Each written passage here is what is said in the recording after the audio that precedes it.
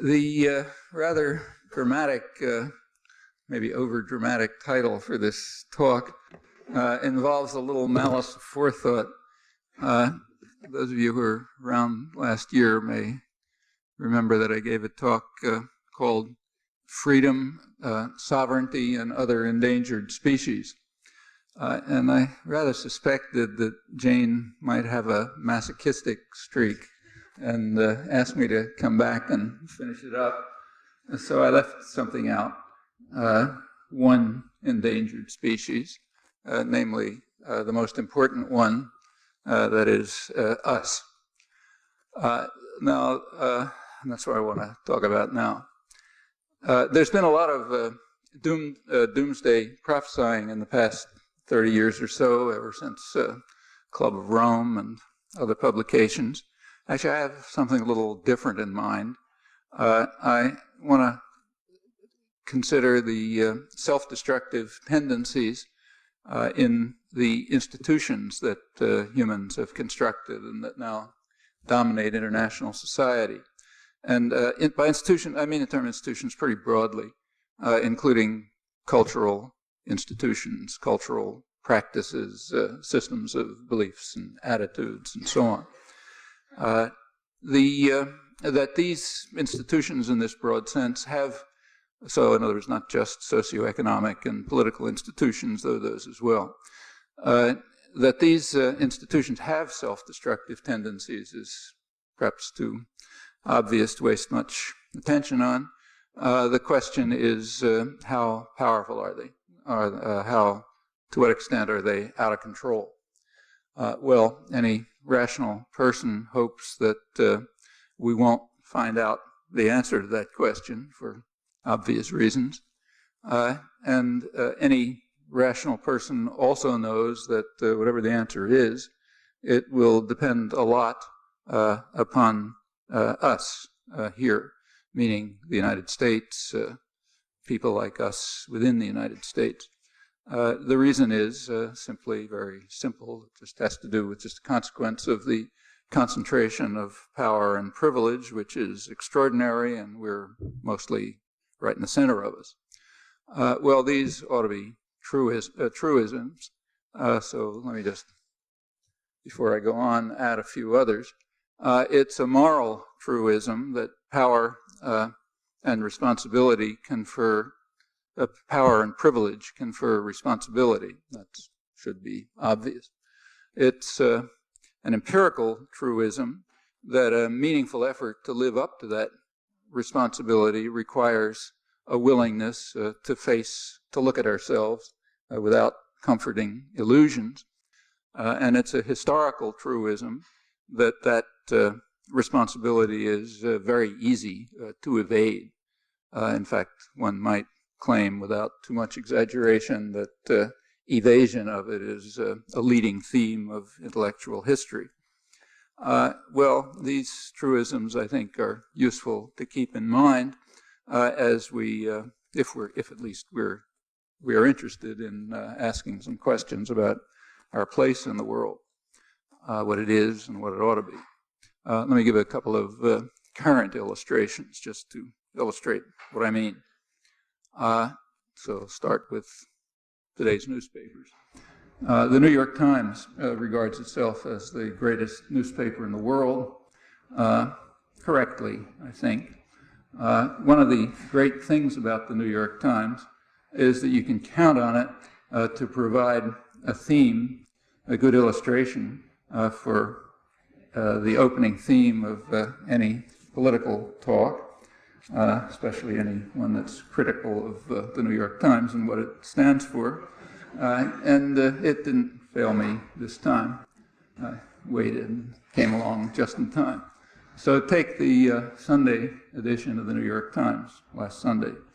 The Week in Review, where you find the deep commentaries, has a major think piece, as usual, on the front page.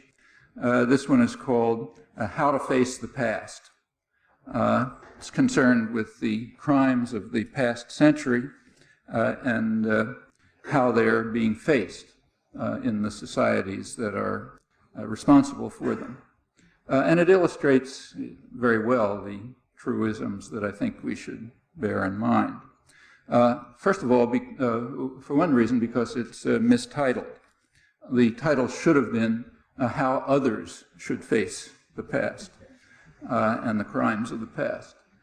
Notably missing from this long discussion is the topic that would be central to anyone who's serious about the topic and about themselves, namely, what about our crimes? How do we face up to them? Nothing about that. Well, maybe the reason is that there aren't any crimes, so we don't have to face anything. Actually, that is pretty clearly the tacit assumption. And the author has to keep to a rather delicate path to sustain it. So, for example, he mentions that Chile has been, quoting from it, has been slow to face the crimes of the military regime that replaced the democratic, overthrew the democratic government 30 years ago. Well, another country comes to mind that had some share in that, and maybe they have some questions to face. If so, it's not suggested. Actually, this is a highly misleading example. The reason is that the whatever the U.S. crimes may have been in Chile, they're kind of marginal.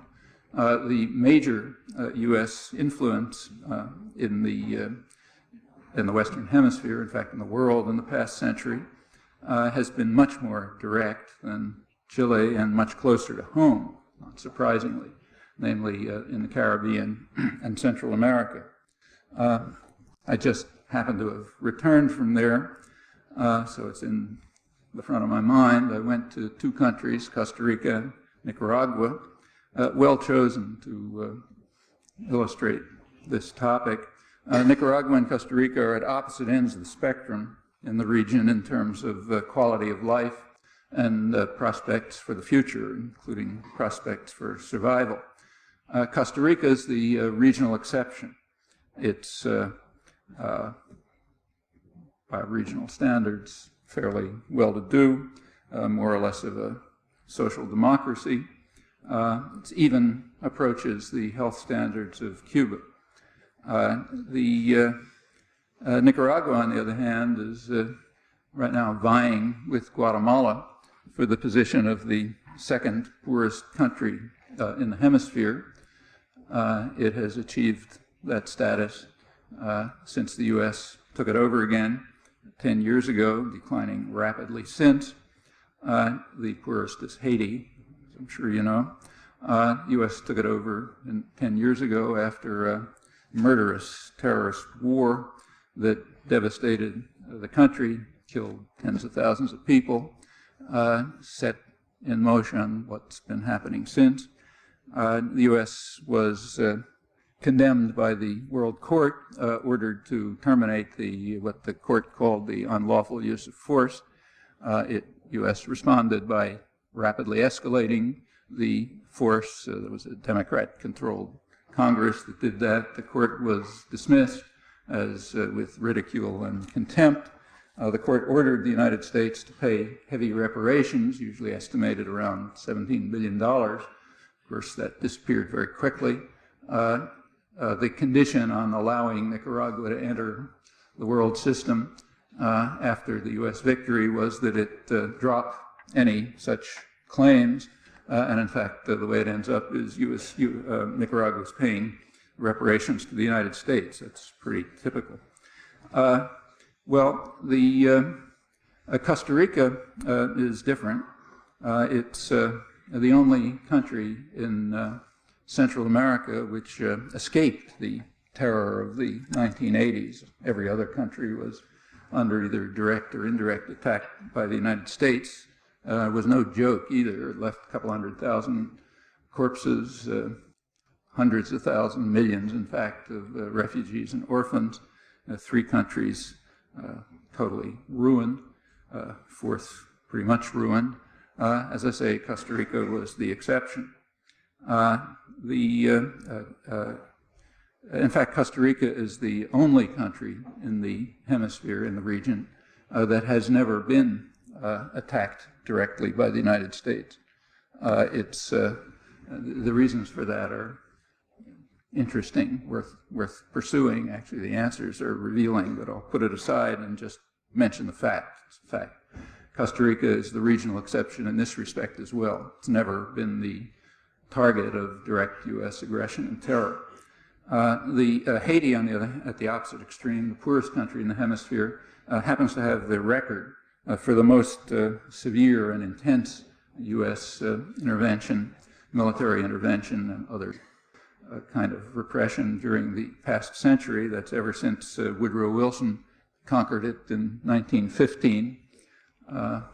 One of the exercises that's known to those of you who study these things as Wilsonian idealism.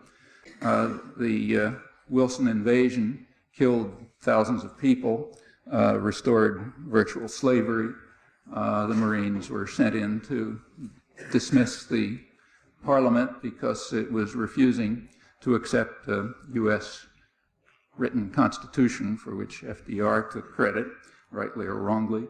The constitutional the legislative requirement that the U.S. insisted on was that the Constitution of Haiti be revised to allow U.S. corporations to buy up Haitian land, which they agreed to at the point of a gun. Actually, it was a vote which came out something like 99.9% in favor of the 5% of the population who participated. It's called democracy. The Marines left 20 years later, leaving the country a U.S. plantation under the rule of a vicious National Guard, armed and trained by the United States, and it's stayed pretty much that way ever since. So that's the record for the century in U.S. intervention. Nicaragua and Guatemala hold second place for U.S. military intervention in the past century. In fact, in Nicaragua's case, goes back to 1854, when the U.S. Navy burned down a town, port town, in retaliation, revenge for an alleged insult to the millionaire Cornelius Vanderbilt, who felt his yacht wasn't treated properly when it landed there. Well, without going on, there's a pretty well established generalization. The greater the U.S. military involvement and control, the greater the poverty and misery. Pretty close correlation. Few things in history work out this clearly. And the poverty and misery is quite severe. Haiti and Nicaragua may be literally uninhabitable in another generation or two. El Salvador, which is another leading target of U.S. terror, especially in the 80s, that's not very far behind. Well, these things, they take a considerable effort to ignore, I think, and particularly because they generalize. So in Asia, there's one country that's a basket case, was an stayed out of the, wasn't part of the Asian economic miracle of the last 20 or 30 years, namely the Philippines, which was conquered by the United States 100 years ago, killing several 100,000 people, stayed a U.S. colony for half a century and a neo-colony ever since. Again, continues to the present. There are other correlations that are, again, kind of tricky to ignore. It takes a little effort, I suppose. One of them is that there's a very well-established correlation, which you can read in the mainstream scholarly literature, in fact, between U.S. aid, including U.S. military aid, and torture and state terror. They correlate very closely. Actually, these studies were done in 1980. Nobody bothered to do them during the 1980s because the results were too obvious. You don't do experiments to show that 2 + 2 = 4. It continues through the 90s, very dramatically, in fact. The leading human rights violator in the hemisphere through the 90s by a considerable margin is Colombia. It's also been the leading recipient of U.S. military aid and training right through the 1990s. In fact, about half of the military aid and training in the hemisphere. So the correlation continues. In 1999, Colombia actually took first place in the world as the leading recipient of U.S. military aid and training. Notice I'm omitting here Israel and Egypt, which are in a separate category. But outside of them, Colombia took first place. It replaced Turkey, which had previously been the leader for some years, except for a brief period when El Salvador took first place during the period of the most intense state terrorist attack, basically U.S. attack against the population. But Turkey had for a while been the leading recipient of U.S. military aid, replaced by Colombia in 1999. Well, why Turkey? Turkey is a strategic ally. It's next to Russia, next to the Middle East. So it had always gotten substantial military aid. It was kind of level into the early 80s. In 1984, the military aid shot up. Notice that had absolutely nothing to do with the Cold War, transparently. What it had to do with is the fact that in 1984, Turkey launched a counterinsurgency campaign against its miserably oppressed Kurdish population. And that required military aid, and the United States was happy to provide it in the interest of human rights and freedom and justice. And the aid stayed very high. As I say, Turkey was first place, though replaced for a while by El Salvador, stayed very high until 1999. The main atrocities were in the Clinton years, and that's when the aid went up as well. As the atrocities escalated, so did the military aid. Clinton administration was providing 80% of Turkey's arms. The peak year was 1997.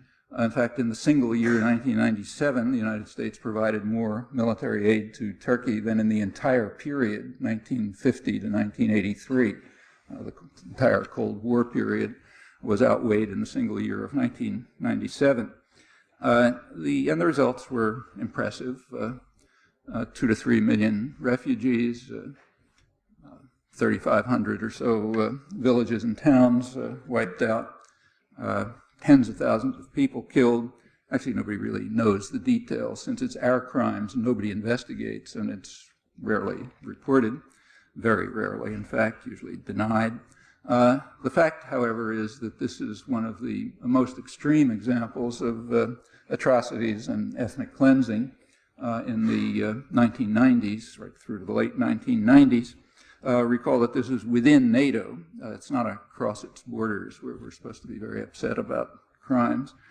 By 1999, the Clinton-backed atrocities and ethnic cleansing had succeeded. The Kurdish insurgency had been crushed. The Colombian insurgency, however, had not yet been crushed. Correspondingly, and if you're rational, perhaps, therefore, Colombia replaced Turkey as the leading recipient of U.S. military aid and training. Well, these again are things you're just not supposed to notice because they conform too well to the moral truism. They tell you too much about our institutions and how they function, and about the intellectual culture that protects and supports them, our culture, which we take part in, contribute to, and sustain. It's not something out there somewhere. The same issue of the New York Times on Sunday also has a book review by a well-known liberal historian about several new books about Vietnam. That's appropriate. We're now approaching the 40th anniversary of the U.S. attack against South Vietnam. Remember that South Vietnam was always the major target of the U.S. attack. Of course, the U.S. said it was there to defend the government of South Vietnam from terrorists from abroad, essentially what the Russians said about their invasion of Afghanistan, and with maybe about half as much legitimacy, but we're supposed to believe it, so therefore that's the line. Anyhow, we're coming up to 40 years. It's 1961 and 62 is when Kennedy launched the direct attack against South Vietnam. That's after about 6 years of U.S. running a Latin American-style terror state there, in which about 60,000, 70,000 people were killed. eliciting resistance which couldn't be controlled, so the U.S. invaded directly. The results I don't have to go through. You should know them. It's maybe worth mentioning that in a poll a couple of years, I think it's the only poll I know of, where Americans were asked to estimate the number of Vietnamese dead in the war. The average guess was about 100,000.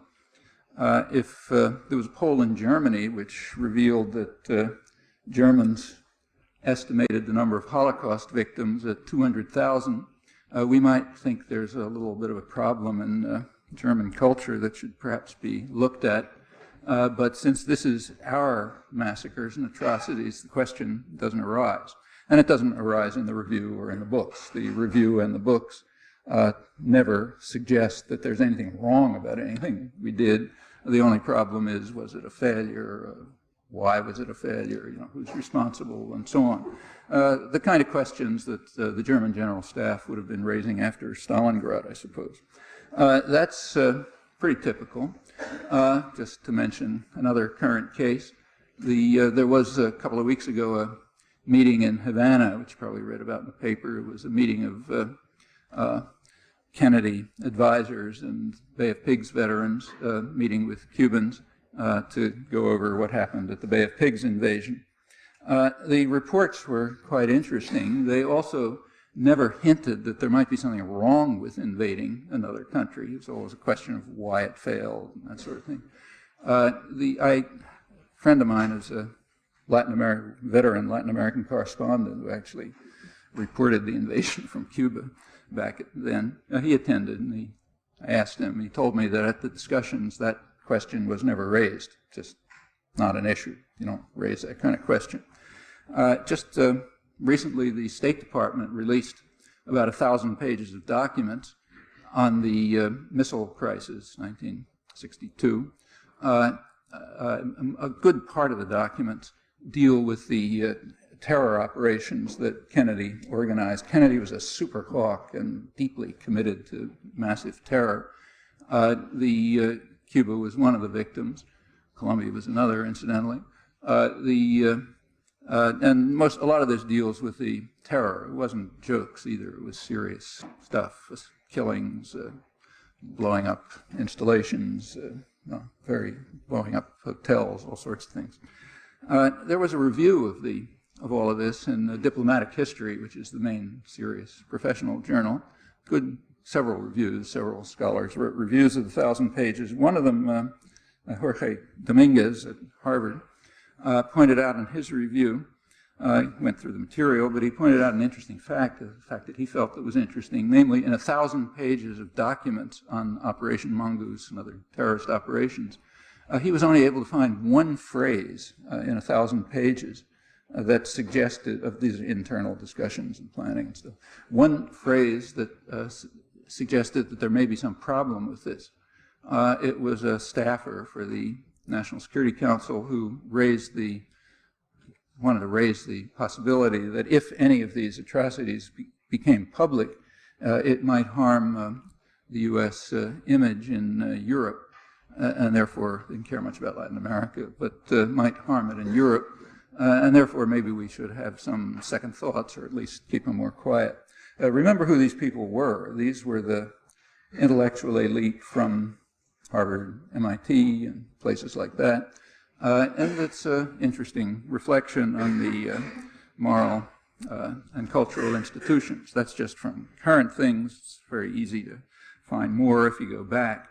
Well, let's go back to the New York Times review, the think piece on how others should face crimes. It opens with the trial of Milosevic right now. And in fact, that's the main theme. The main theme is Serb crimes. The writer points out correctly that the war crimes trial, the International War Crimes Trial, is only for Milosevic's crimes in Kosovo. He didn't ask why that limit was imposed. It's an interesting question, but let's put it aside. Actually, it's not quite accurate either. It's not for Milosevic's crimes in Kosovo, it's for his crimes after March 24th, 1999.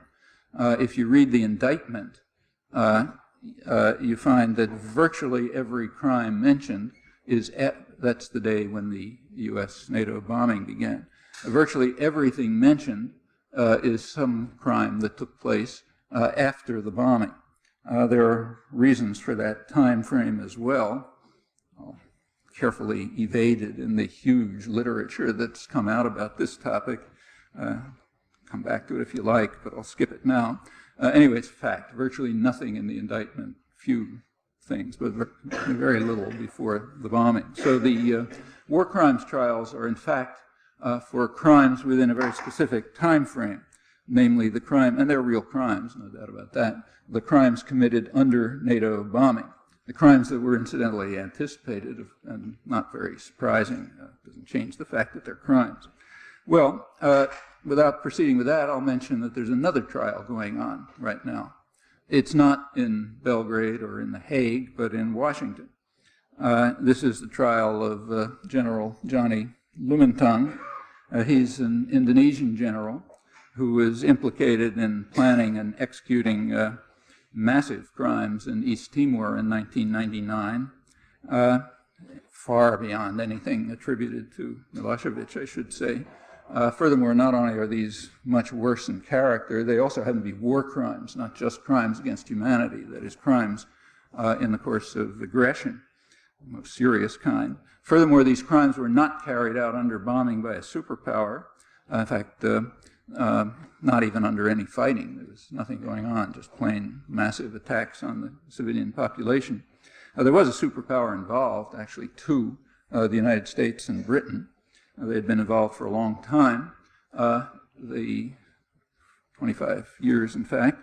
They were involved in arming and training the killers. That continued right through 1999. In earlier years, their involvement actually was genocidal, one of the places where that overused word really applies. Relative to the population, the deaths, killings were probably greater than anything since the Holocaust. And that continued through 1999. The U.S.-British client destroyed about 70% of the country, drove out 85% of the population, killed nobody knows how many people, and nobody ever will know for a very good reason. The United States prevented the dispatch of any forensic experts, quite different from Kosovo, where the place was flooded by forensic experts to try to dig out crimes of the official enemy, but here they were withheld despite pleas from the UN and Australia. Furthermore, the U.S. has blocked any tribunal, so there'll never be an investigation. But there is a trial going on, Lumintang's trial. Lumintang was served court papers in Washington on March 27th.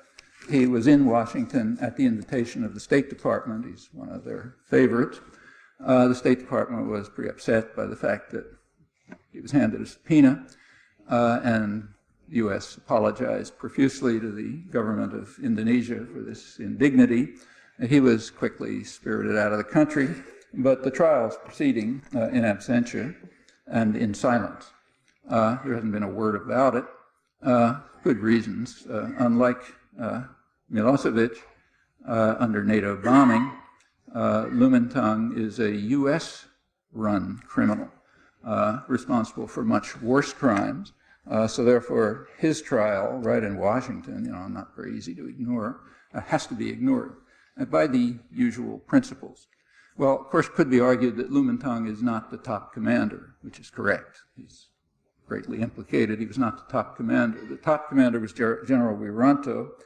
He was granted an amnesty in advance, just in case there ever might be a tribunal, not that there's much threat of that. The top leaders are, of course, exempt. And the decisive role of the United States and Britain, that's also exempt. And it is decisive, right back through the Ford and particularly Carter years. In fact, the role of the United States is virtually entirely suppressed in the United States, has been all along, still is. In Britain, not so completely. Britain is not as a less disciplined society than us, not just in this respect. Even worse than that, the current story that's now around, and that will enter history, of course, is that the U.S. led the humanitarian intervention in East Timor because it was so appalled by the crimes, which in fact it was carrying out. This was after it had unfortunately overlooked the crimes of the past 25 years over which it was presiding and for which it provided the crucial military and diplomatic support, with about a third of the population wiped out, all thanks to the complicity of the media and the intellectual culture generally, folks like us, people who are always very agitated about the other guy's crimes. Well, these are near historical universals. It's all too easy to continue with this shameful story. Just keeping to the Sunday New York Times, which incidentally I haven't exhausted, I've just sampled. I could go on for another hour on that, but I won't.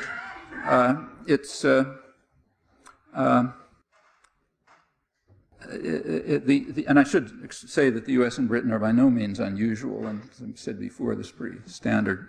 The main difference between the United States and Britain and other societies is that the United States and Britain have never been defeated.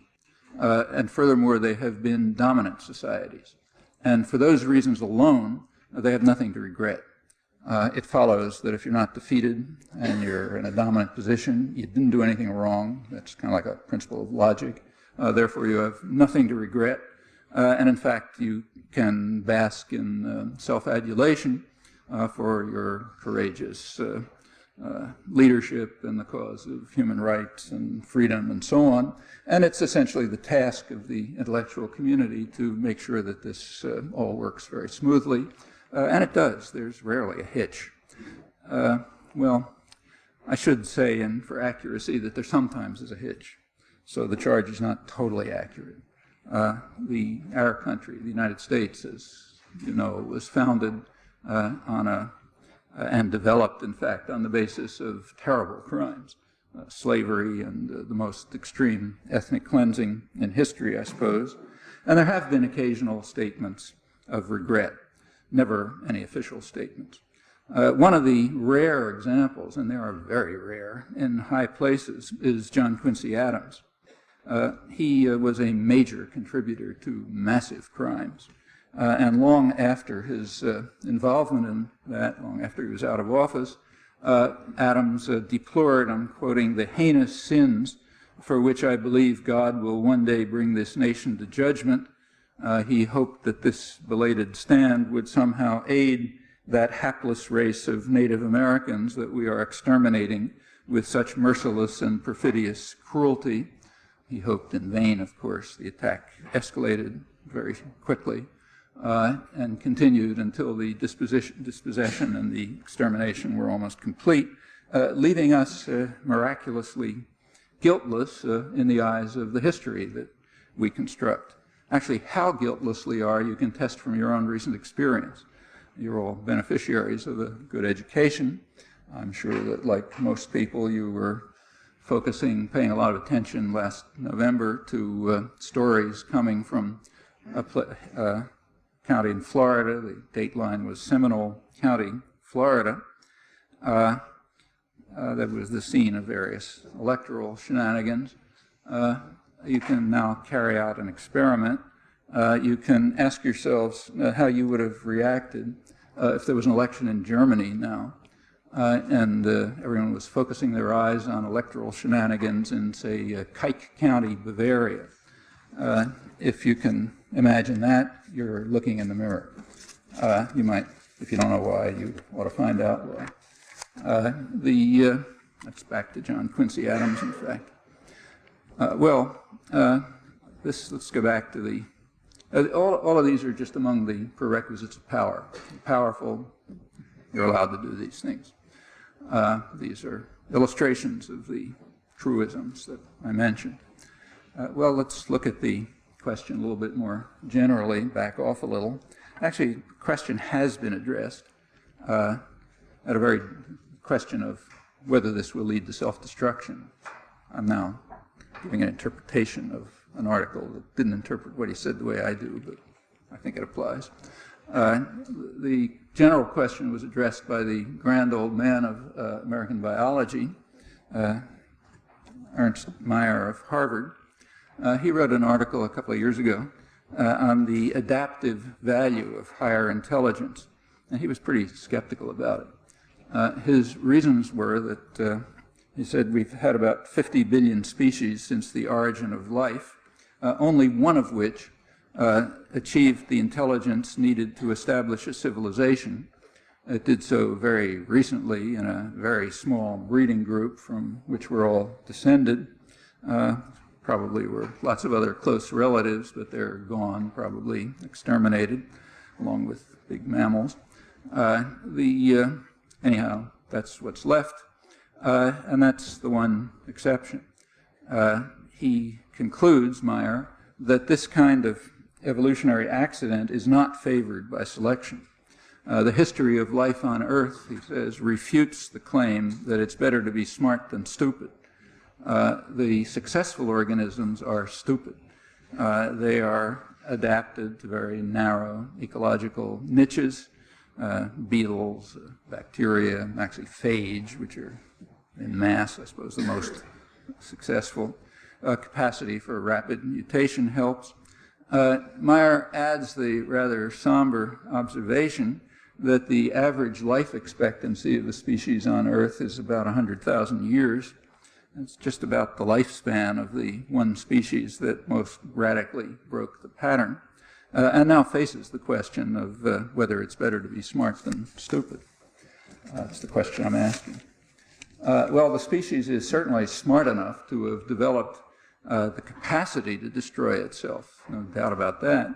And it's also demonstrated that capacity quite consistently throughout history, quite dramatically so in the past several hundred years, with an assault on the environment that sustains life, on the diversity of more complex organisms, and on each other as well. Just the last century, there were about 100 million deaths, which are directly attributable to war. The last decade, contrary to what's often said, brought nothing new. The consequences of the collapse of the British and the French and the Portuguese empires were far more destructive than what followed the collapse of the East European tyrannies, and in fact those still remain very prominently on the front pages today, decades later. That's contrary to what's commonly claimed, but that takes us back to the truisms I mentioned earlier. Many of the conflicts of the past decade can be attributed to an enemy empire that collapsed, leaving a terrible legacy, namely the Soviet Union. So therefore, those atrocities are real, as distinct from the legacy of our friends and allies, which is incomparably worse, but not real by virtue of the historical truism that of immunity of power and privilege from inspection. Even though the 90s were not unusual, and in fact less destructive than the collapse of earlier empires, Western empires, and even though the number of interstate conflicts has declined quite sharply through the 90s, nevertheless it wasn't a pretty decade. By 1998, internal to state, interstate conflicts had left about 5 million dead, 10 million refugees, 5 million people internally displaced. 40% of those are in Colombia, where the regular increase, about 300,000 a year, of the past decade is expected to accelerate pretty sharply as Washington's war moves into full gear. It's Clinton's Plan Colombia. And that's in addition to over 1 million who just fled the country. More ominously still, the kind of intelligence needed to establish a civilization, to which Ernst Mayr referred, it has constructed particular kinds of dominant civilizations, and they are based on institutional structures that do increase the likelihood of dreadful outcomes. The most obvious example is just the international system, which is designed in such a way, structured in such a way that it tends to enhance an apparently inexorable drive to adapt modern technology to the most destructive ends. Nuclear weapons are the most threatening example, and in deference to the principle of looking at ourselves, we might attend to our own, the situation right here. The primacy assigned to nuclear weapons in the highest level strategic planning of the Clinton years. And there's a reason, so quoting from documents of the Strategic Command, highest level planning group. They say, unlike chemical or biological weapons, the extreme destruction from a nuclear explosion is immediate, with few or any palliatives to reduce its effect. So therefore, the planners recommend that nuclear weapons be visibly available, because although we are not likely to use nuclear weapons in less than matters of the greatest national importance, which is reassuring, I suppose, nevertheless, they cast a shadow over every crisis or conflict. Furthermore, it's beneficial for our strategic posture if some elements of government may appear to be potentially out of control, that the United States may become irrational and vindictive if its vital interests are attacked, should be a part of the national persona we project. That's what's called credibility in public discourse. And it's projected. The world is very frightened, including Europe. The U.S. must therefore reject the basic principle of the Non-Proliferation Treaty, namely that nuclear powers make a good faith effort to eliminate nuclear weapons, and the U.S. must retain them as the basis for our strategic posture. That includes the right of first use of nuclear weapons against non-nuclear powers, which have signed the Non-Proliferation Treaty. It's all very explicit. In any country that valued its freedom, this would be all over the front pages and would have been for years since it's been declassified. The basic conclusions have been approved in presidential directives, Clinton directives. They authorize first use, and they maintain nuclear weapons in launch on warning posture that perpetuates a high alert regime of the past years with the ever-present danger to survival. There are new programs that are being initiated to implement these decisions. There is a change in the post-Cold War period. So the Pentagon, its own internal documents, right after the Cold War ended, recommended and has implemented a change from targeting what it called the weapons-rich environment of the Soviet Union to the target-rich environment of the rest of the world, the third world, which has actually been the main target of U.S. military action right throughout the Cold War and is remaining so, apart from some modification of pretexts that the Cold War required. It's a major change since the end of the Cold War is change of pretexts and elimination of a deterrent to U.S. violence. And it's even made pretty explicit. More evidence that it may not be better to be smart than stupid is the National Missile Defense Program. There's a standard criticism of this, namely that it would be useless, since there are easy modes of delivery that don't require missiles. Graham Allison, who's leading strategic analyst over at Harvard Kennedy School, pointed out that if terrorists wanted to smuggle a nuclear warhead into New York City, all they'd have to do is wrap it in a bale of marijuana. Another common argument is that they won't work. That's the standard criticism. It's not going to work. A much more dangerous possibility is that it might work, or that it might even appear to be working. Remember that in issues of survival, like nuclear strategy, appearance has got to be interpreted as reality. Can't take any chances. So if there's any possibility that it might work, it's extremely dangerous. As long as it's not going to work, it's just a waste of, it's just a way to fund high-tech industry. If it looks as if it might work, however, then it's really dangerous. And U.S. intelligence estimates have been pretty clear about this. They've predicted that the deployment of a national missile defense that looks feasible is, I'm quoting now, is going to impel China to develop new nuclear-armed missiles, expanding its nuclear arsenal by a factor of 10, prompting India and Pakistan to respond with their own buildups, with a likely ripple effect to the Middle East. These same analyses, and plenty of others, point out that the Russians' only rational response would be to maintain and strengthen the existing Russian nuclear force. U.S. negotiators, Clinton-era negotiators, in fact encouraged Russia to adopt a launch-on-warning strategy themselves. The idea was to alleviate Russian concerns and to induce them to accept the National Missile Defense and the revision of the ABM Treaty. That's a proposal that's pretty bizarre, one expert commented, because we know their warning system is full of holes, so it simply maximizes the threat to us and everyone else. There was a UN conference on the Non-Proliferation Treaty last May. It was very broad, in fact, universal condemnation of the National Missile Defense on grounds that it would undermine decades of arms control agreements, provoke a new weapons race, but both political parties in the United States are committed to it, though at different rates. Very few, including allies, pay much attention to the tales about rogue states.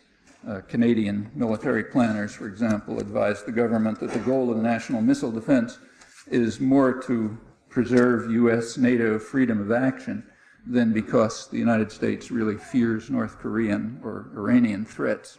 It's declassified briefings. Well, the reasons commonly given for this are the pressure of military industry and so on, which could be. I suspect myself, and I don't prove it, that a non-trivial factor in this may be traced back again to cultural patterns, in particular a kind of a curious paranoid streak in American culture, which may well be the result of centuries of victories against much weaker enemies, facing no military threat since the War of 1812. So the bully in the schoolyard may well come to fear that everyone hates him for some reason. As compared with other countries, there are remarkably high levels of fear in the United States. That's of all sorts of things. Crime, terrorism, aliens among us, Judgment Day. You know, just about anything you can think of except for the real threats to the United States and the world, which are high and probably increasing. Now, that would be something of a problem if we were talking about Afghanistan. But we're not. It's vastly more significant when we're talking about the most advanced civilization that intelligence has been able to create and the most dominant. Well, these global concerns are not alleviated by other U.S. stands. Last November 1999, the United States blocked the UN General Assembly resolution opposing space-based weapons. It was passed 138 to 0, the U.S. and Israel alone abstaining, but a U.S. abstention is a veto. 2 years earlier, the U.S. Space Command published what it called its vision for the year 2020, which called for what they call full spectrum dominance, including control of space, military control, in order to protect U.S. interests and investments. Well, there are plenty of threats in the world, but the major problems lie right at home and hence are within the sphere of our influence and control, which brings us right back to the truisms that I mentioned at the outset. Well, again, a lot more to say about this, but let's turn to another domain. So consider something nice and mild, not nuclear weapons, neoclassical markets. Markets in which isolated individuals seek only to maximize a particular form of self-interest, and certainly a form that's consciously constructed with very great effort, with perceptions instituted by vast industries that are devoted to implanting and reinforcing them. In the United States, about 1/6 of gross domestic product, that's well over $1 trillion a year, is devoted to marketing. Much of it is just manipulation and control, trying to institute these values, starting with infancy. Well, these constructed systems have a number of well-known problems. One is that unborn generations who are going to face the consequences have no vote in the market, from which it follows that their interests count as zero in the market system. They don't enter into consideration in a well-functioning market. That alone tends to undermine the possibilities of the sustainable development on which survival relies.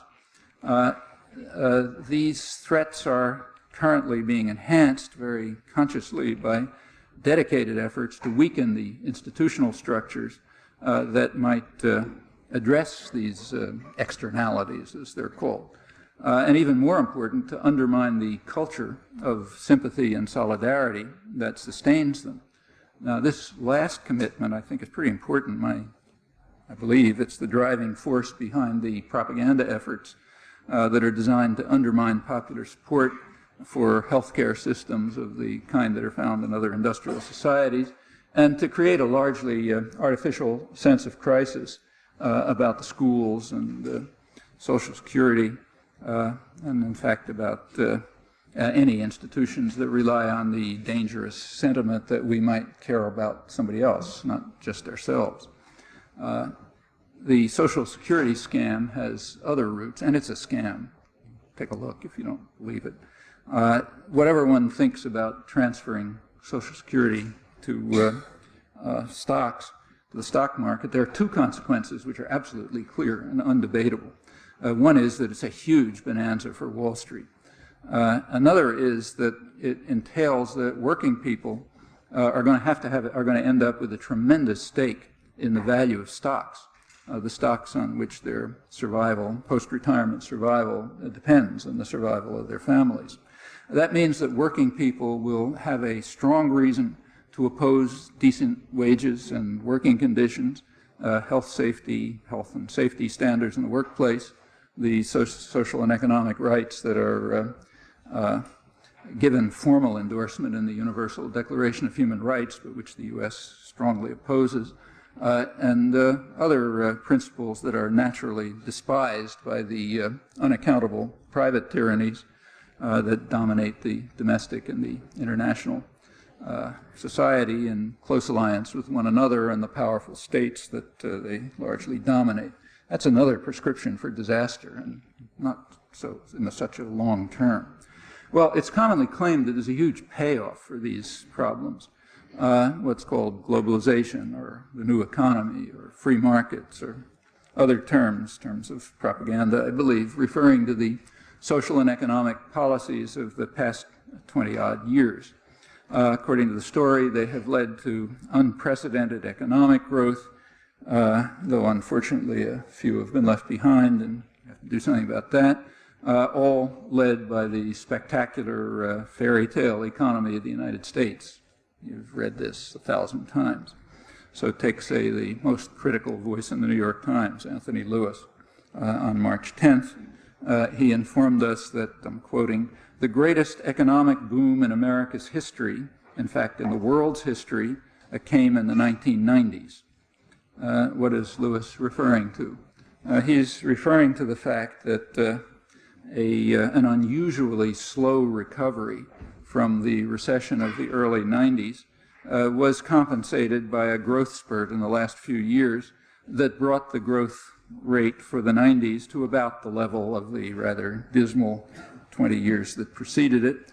All of that is well below the level of economic growth or productivity growth in the first, what many economists call the golden age of Western capitalism.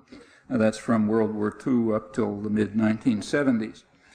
It was in the mid-1970s that the Bretton Woods system of regulated capital was dismantled, and the new era of globalization and neoliberalism was instituted, bringing with it, uncontroversially, a substantial deterioration in macroeconomic indicators wherever the rules were followed, including the United States.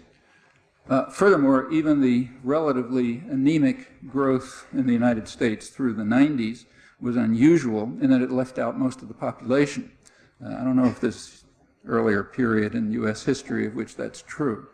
During the golden age, prior to neoliberalism, during the golden age, wages and benefit rose very rapidly across the board. Just to give you some figures, from 1947 to 1973, real wages rose 75%.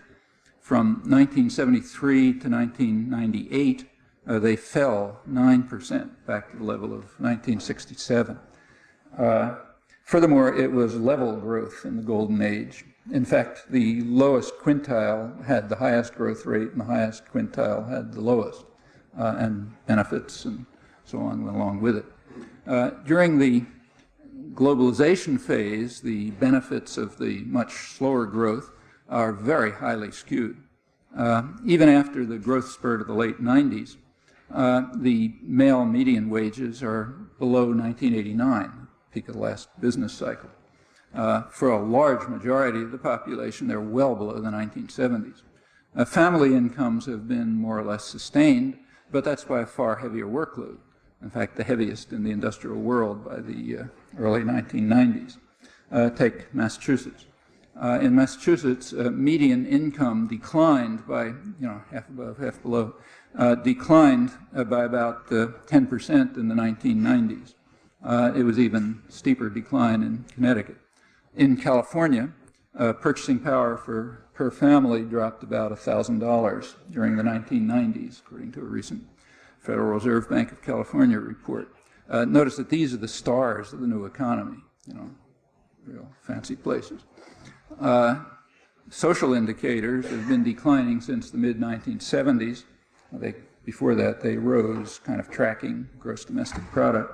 They've been declining since. They're now about the level of 40 years ago. The poverty levels, approximately like 20 years ago. It's the highest in the industrial world. Second is England, the other country that's more or less kept to the neoliberal rules. Furthermore, even this much less than impressive economic performance is very fragile. In fact, everybody knows that now. It's fueled mainly by consumer spending. The consumer spending is stimulated by fanatic propaganda efforts. One consequence of it is that it's led to unprecedented debt, household debt past disposable income last year for the first time in American history, and also a huge trade deficit.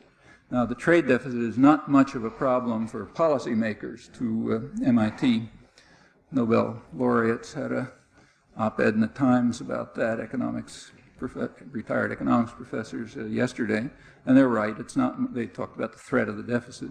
It's not much of a problem to policymakers, but they didn't point out that it's a major problem for the population. If you look at polls, it's been the most important economic issue for the population for some years. It doesn't enter into political campaigns at all, but that's for another reason. That's because this is an issue on which the business community has one view and the population has another view. And such issues cannot enter into the political arena in our democratic society because of the way it's structured. But if you look at polls, the trade deficit and capital mobility generally, people don't call it that, but that's what we're talking about, is the leading economic issue because people understand that it's a threat to job quality and job security, as indeed it is. These problems are worldwide. They're not just the U.S. So the executive secretary of the Economic Commission of Latin America and the Caribbean, Jose Antonio Ocampo, he gave a talk at the American Economic Society in January in which he reviewed the record for Latin America. He's been a kind of a booster for this system for years. And he pointed out that trade and investment did increase during the prescribed reforms, but he says the enthusiastic predictions have turned out to be a mirage. Latin America, he points out, is the region where the reforms were most strictly enforced, and growth fell under the reforms to a little over half the level of the 3 decades of state-led economic development from the 1950s through the 1970s, before pre-liberalization and globalization. In contrast, he points out, the one success story of the new era is East Asia and China, where the regimes dramatically didn't follow the rules. Furthermore, though he didn't point this out, this is fully consistent with 2 centuries of economic history, including the United States. It's an interesting story, too long to review here. So what leads Anthony Lewis and other commentators to such curious fantasies? Well, you can guess the reason. Narrow circles have indeed benefited enormously, and that includes the folks who tell everyone else the happy news. people like us, and the circles in which we live, for the most part, are doing fine, spectacularly. Well, if you keep to the approved modern doctrine that nothing matters except me, the conclusions are not all that strange, however outlandish they are in fact. Let me stress that this is a modern doctrine. These doctrines would have appalled Adam Smith and other founders of classical liberalism. In fact, they're a major assault on Enlightenment values, as is the structure of the dominant institutions. Concentrations of unaccountable private power, unaccountable to the public, of course, administering and controlling markets in violation of market principles, controlling, in fact, owning the doctrinal institutions, and with an overwhelming influence on the powerful states and international institutions, the ones that modestly call themselves the international community. What are the expectations for the future? Well, we have expert predictions about that too. The U.S. intelligence community, with specialists from the academic and world and the private sector, they just published a report on predictions for the year 2015, and they give several scenarios. The most optimistic scenario that they give is that globalization proceeds on course. And in that case, they say its evolution will be rocky, marked by chronic financial volatility and a widening economic divide. Well, financial volatility means slower growth and less productive long-term investment. And a widening economic divide means less convergence to a global market, that is, to a single price and wage. So what they're predicting is less globalization in the technical sense, but more globalization in the doctrinally approved sense, which doesn't have anything to do with globalization, but has to do with capital mobility and investor rights. That's the most optimistic scenario. Then there's some bad ones. For Latin America, their prediction is that the oil producers, Mexico, Venezuela, and Brazil, ought to do all right, but most others will fall behind, in fact, very badly behind. Mexico and Brazil, however, will be, I'm quoting, increasingly confident and capable actors. That's an interesting comment, because they certainly know that Mexico and Brazil have the highest equality in the world. So they're not talking about Mexico and Brazil. They're not going to be confident and capable actors, rather small sectors within Mexico and Brazil, which happen to be linked to international capital. They're going to be separated from the rest by an increasing divide, according to the best case scenario of the experts. Mexico is a particularly interesting case. It's described as the star pupil of Latin America. And the reason is it's been following the rules of the so-called Washington Consensus, neoliberal rules for 20 years, and also it had the extra advantage of benefiting from NAFTA since 1994. So what happened? Well, for the last 20 years, wages have steadily declined, probably about 50% by 1990, another 25% decline since NAFTA.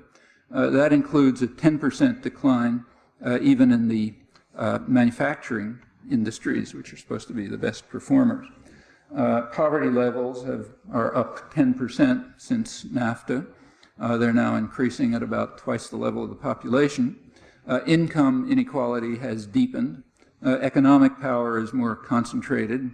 I'll quote from a recent study of the Latin American section of the Woodrow Wilson Center. 50 firms account for half the exports. 20 corporate groups control 3/5 of the national economic output. Small Mexican companies face nearly insurmountable financing costs.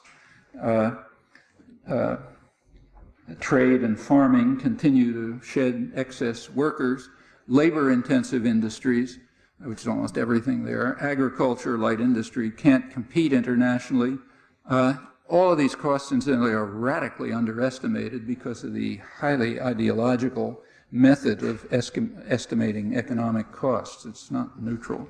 So not counted here are the costs of the huge flow of migrant workers trying to survive, coming to the United States where they work at very low wages, no benefits, awful conditions, That leads to destruction of lives and communities on a vast scale in Mexico. There's no way to estimate those costs, and they aren't counted. They're not considered costs in economic analysis. The same Woodrow Wilson Foundation Center report goes on to say that for U.S. consumers, this is a bonanza. They say the consumption of U.S. consumers is subsidized by the impoverishment of farm laborers, both in the United States and Mexico. The United States is, in fact, exporting its slums, something which Europe has been doing for years, what they call guest workers. Keep the slums in Turkey and Morocco. We'll take the cheap labor. All of this in Mexico is contrary to predictions that relied on theoretically sound models, which, however, had a few gaps. They didn't take into account the effect, which was brought to the attention of planners but disregarded. They didn't take account of the effect of the enormous flow of peasants to the cities, as highly subsidized U.S. agribusiness exports flood Mexican markets and, of course, destroy agricultural production. Exactly the same thing happened in Haiti. Remember that Haiti is considered the prize example of the Clinton doctrine of restoring democracy. And indeed, the elected president was allowed to return, but after several years of U.S.-backed terror, he was allowed to return on some conditions. One condition was that Haiti open its markets to U.S. exports, including U.S. rice exports, which are very highly subsidized, especially went very high, especially during the Reagan administration, to about 40% of profits. The Reagan administration was the most anti-market administration in post-war U.S. history. This is only one example, though it was full of passionate rhetoric about the wonders of market discipline for the poor. That's another generalization that's pretty well established historically, and in fact it accounts for quite a lot of the structure of today's international economy. Well, the result of this was all perfectly predictable, in fact predicted. U.S. aid in 1995 in Haiti pointed out that this is going to relentlessly squeeze the small farmer, which of course it did. You know, poor Haitian farmers can't compete with highly subsidized U.S. agribusiness. So they went out of business. Haiti's rice production was destroyed. Haiti's now a leading importer of U.S. rice. Rice production feeds back into the whole economy in all sorts of ways, so that's a big attack on the whole economy, which suffered another blow. It was already battered by a century of U.S. rule and an awful history before. The same technique was used to destroy one of Haiti's very few native industries, namely chicken parts production. That was destroyed by the dumping of dark meat by U.S. agribusiness. Turns out that U.S. consumers don't like dark meat, so there's, Tyson and those guys have a lot of extra dark meat, and what's better to do with it than dump it on Haiti, destroying that industry. They tried it on Canada, but Canada blocked it with high tariffs. It's a functioning country. Haiti can't do that because of the restoration of democracy, which was conditioned on accepting open markets, that is, accepting the position of the U.S. presidential candidate in the last elections who received 14% of the votes, but that is now forced by the U.S. occupation. That's known as democracy. We praise ourselves for that. Technically, Haiti could impose anti-dumping sanctions on the United States. It's allowed under World Trade Organization rules, just as the United States can impose sanctions on Haiti. That's known as equality. Stands alongside of democracy. Well, let's return to Mexico. There's a recent study reported in the New York Times business section. It concludes that middle-class Mexicans have less purchasing power than they did 20 years ago. I was talking about the poor. This is the more wealthy, not the super wealthy who are doing great.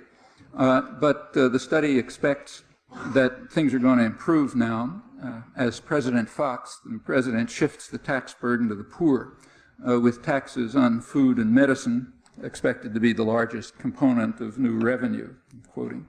The report assures us that Mexico's problems are in the past. Mexico now suffers what they call the curse of abundance. in a flourishing market-driven economy of the years of reform and NAFTA, which is not entirely false if we disregard the overwhelming majority of the population. Recent years have seen a very effective assault on democracy, a very conscious and effective one, assuming now that democracy has something to do with the ability of people to have some say in the decisions about matters, things that matter to them. In fact, financial liberalization is designed to be a major assault on democracy for reasons that are well understood. That's what inaugurated the new era. It led to an astronomical increase in short-term speculative capital that did pretty clearly have the effect of harming the economy. The evidence is reasonably clear on that. But there's no controversy at all about its effect in undermining democracy. Rapid, huge financial flows, short-term flows, create what some economists call a dual constituency conundrum, meaning governments now have an extra constituency in addition to voters. The new one is investors and lenders, quoting, who carry out a moment-by-moment referendum on government policies. They reject the policies they don't like by capital flight and attacks on the currency, which are not resistible. And what they don't like is policies that are designed for the benefit of the population, rather than for raising profits for the rich and powerful. There are further attacks on democracy that are underway right now in the negotiations of the past several years for the General Agreement on Trade and Services in Geneva and the free trade area for the Americas up and down the hemisphere. These have been conducted in secret for the last couple of years by trade ministers and business leaders. The media don't report it. Actually had a friend do a survey, and it's kind of amazing to see the discipline. The reason is pretty clear. They're not reported because it's well understood that the population is going to be very strongly opposed if the facts ever leak out, as they may, maybe at the Quebec summit 10 days from now. Depends on whether activists can force them out. Some of the, we can't really be certain about the details because it's in secret, but a fair amount of information has come out from Canadian government and other sources, and you can be pretty sure about what it is.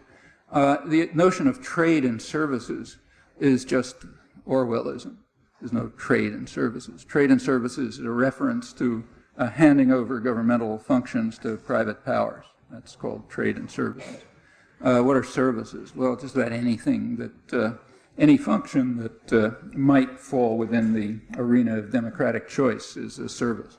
So education, health, water, energy, transportation, you go on. These have to be transferred to unaccountable private power. They have to be moved out of the public arena into the hands of private tyrannies. That has to be done in one or another way. One means is what's called Chapter 11 in NAFTA. It's a section of NAFTA that allows corporations, they couldn't drive it through the World Trade Organization because there's too much opposition, but it's in NAFTA and it'll certainly be in the free trade area of the Americas. It allows corporations to sue government for actions which are, phrase is, tantamount to expropriation. That means government measures which might affect potential profits, like, for example, health or environmental regulations or funding of public schools and postal services, investment that's targeted to the needs of communities or minorities or women or the elderly. In short, targeted to people, what's called special interests in contemporary jargon. They stand in contrast to the national interest, which is the interests of business. These efforts are enhanced by some imaginative new legal doctrines that have been devised by radical judicial activists who call themselves conservatives since the Reagan years. This has been the main idea has been to reinterpret this thing called the Takings Clause in the Fifth Amendment to the Constitution. What it says is that, if the government builds a road in your backyard, they've got to compensate you for it. That's been extended now to include what are called regulatory takings. That is, governmental measures which might affect future profit. hence are tantamount to expropriation. Well, it's impossible to ram such measures through legislatures, at least if the public is awake. So the best idea is to bury them in so-called free trade agreements, which have nothing to do with free trade. There they can maybe be ferreted out by dedicated researchers, or of course by the corporate lawyers who are designing the system and the whole institutional structure that is likely to undermine fundamental rights that have been, that people have fought hard to attain over centuries, with consequences for future generations that are not very delightful to contemplate. Well, I'll skip lots of things. This barely skims the surface. Let me just end by returning to the truisms with which I began. Basic one is that power and privilege confer responsibility, and they also offer temptations that make it extremely easy to evade that responsibility. These are choices that people like us face, or ignore if we like. For other people, they're much harder, just because of the concentration of privilege. That's obvious. A refusal to face those choices, well, that's certainly the easy way, at least in the short term. In the longer term, it may very well refute the belief that it's better to be smart than stupid. It may show that humans are, in fact, an evolutionary error, destined to use their 100,000 years to destroy themselves and, in the process, much else.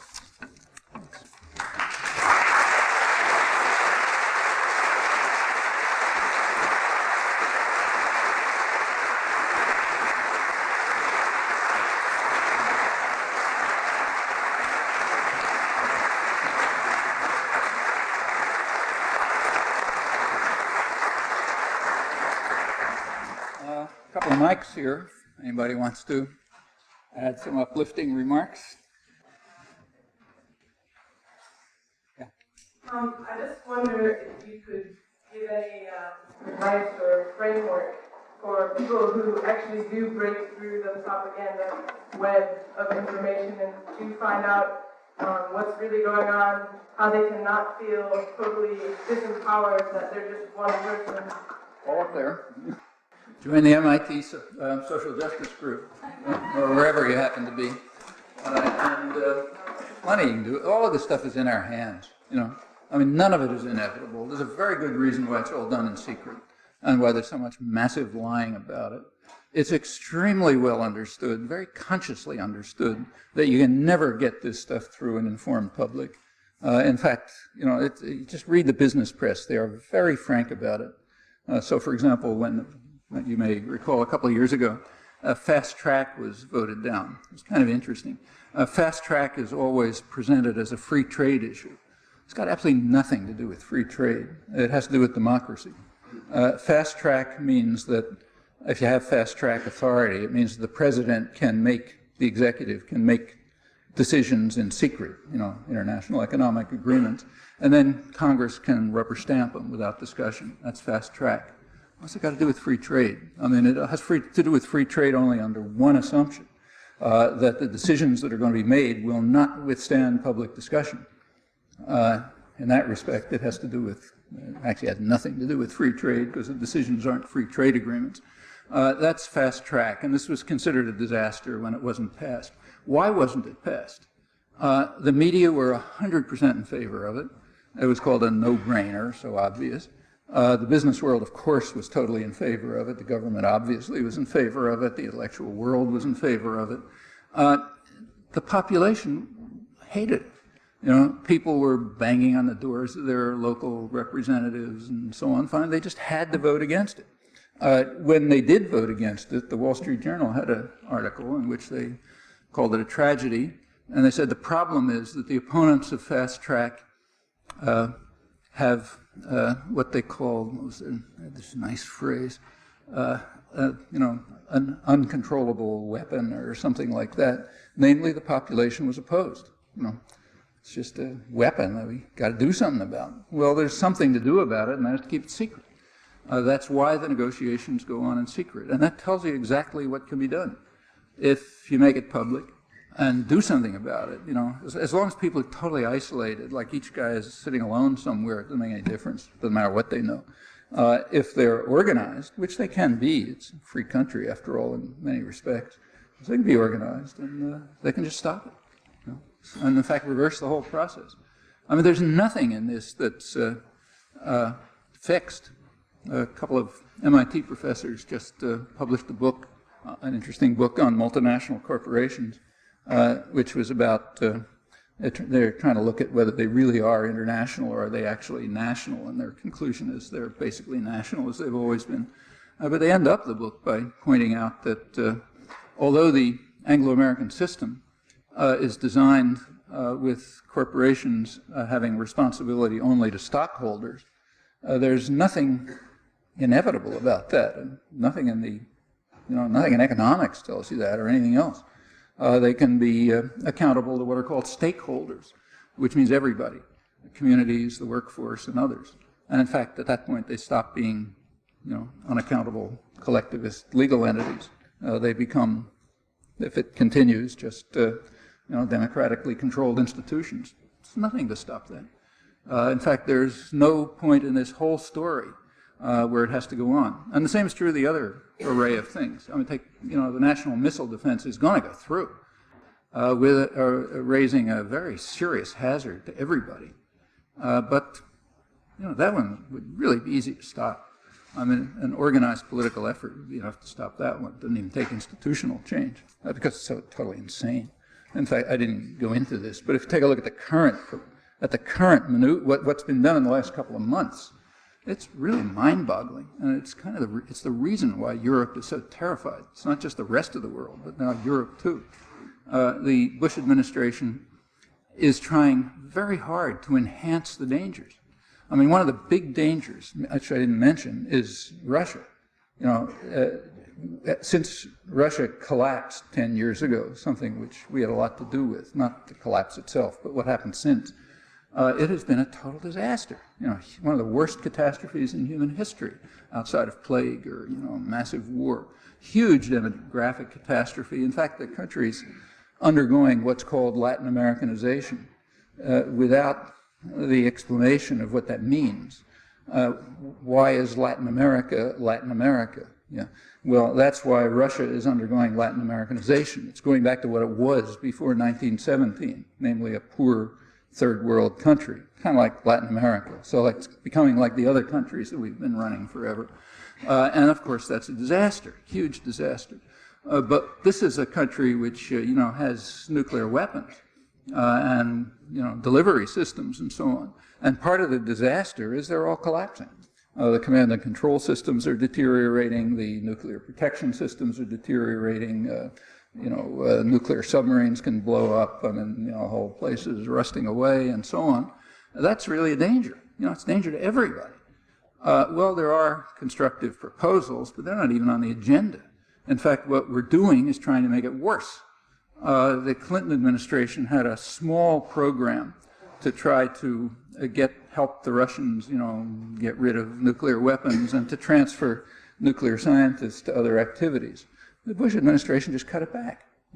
They want to enhance the danger to survival, and that makes sense. If you think about functioning in a market system, which is what they do, you're really interested in, the bottom line next quarter. I mean, what happens a year from now is somebody else's business.